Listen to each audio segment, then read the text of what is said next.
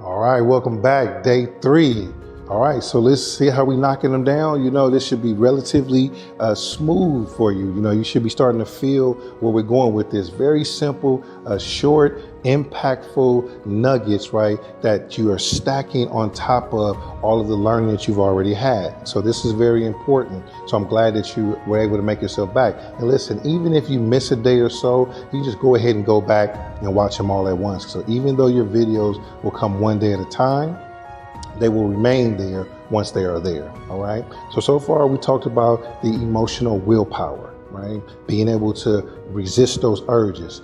We talked about your emotional capacity, making sure you understand when you get up every single day, you only can take so much. Now today we want to talk about those emotional biases, right? Yeah, we all have biases, and basically that's when, we are basically only seeing things from our way, right? We want things to be the way that we want to be them in its simplest form.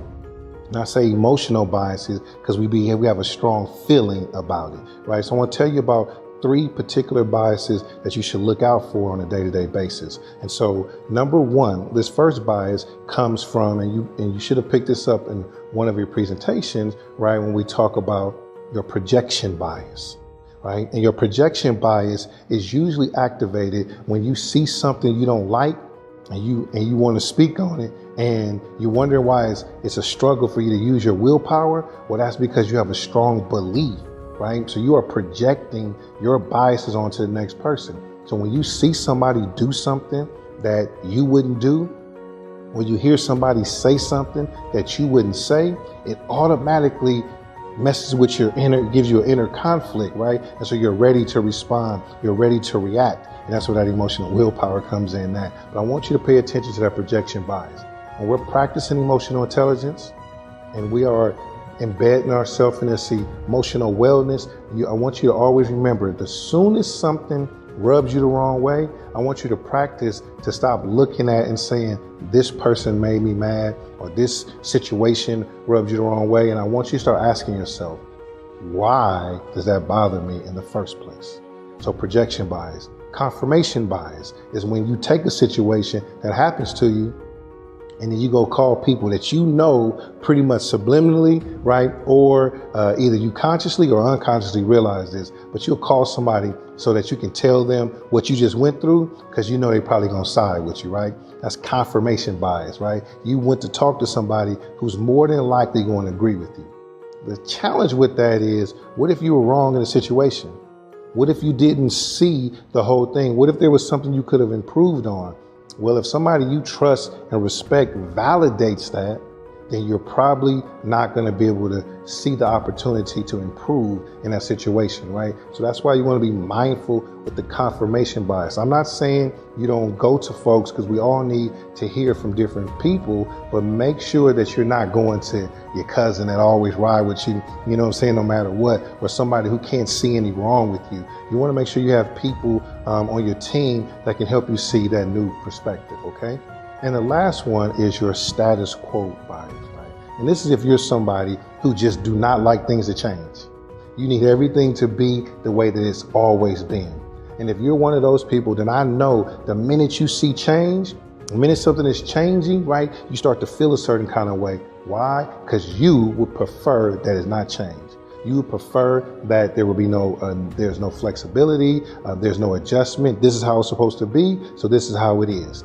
And if you or somebody you know is doing this, that's where we get the status quo bias from. So you want to be mindful of those biases, right? Because they're very important. They will help you, right, make better decisions along the way. Projection bias, confirmation bias, status quo bias. If you keep those in mind, they will help guide you. It'll just give you opportunity to rethink or reimagine a situation that you're approaching so that you can get the best results possible. Most importantly, think about those biases within yourself and see if you can observe those in others. Take 24 hours to marinate on it, and I'll see you tomorrow. Peace.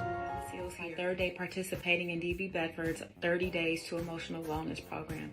And I got to tell you, I had a heart check this morning. You know, when it came to confirmation bias, that was smooth sailing. I have a great circle, a strong circle of accountability partners and mentors that hold my feet to the fire.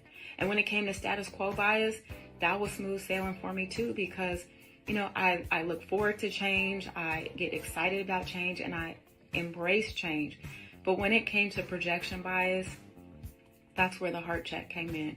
Because I don't always respond to things when they rub me the wrong way. You know, if I see something or I hear something that I don't necessarily agree with, I've pretty much mastered not responding to it or speaking on it.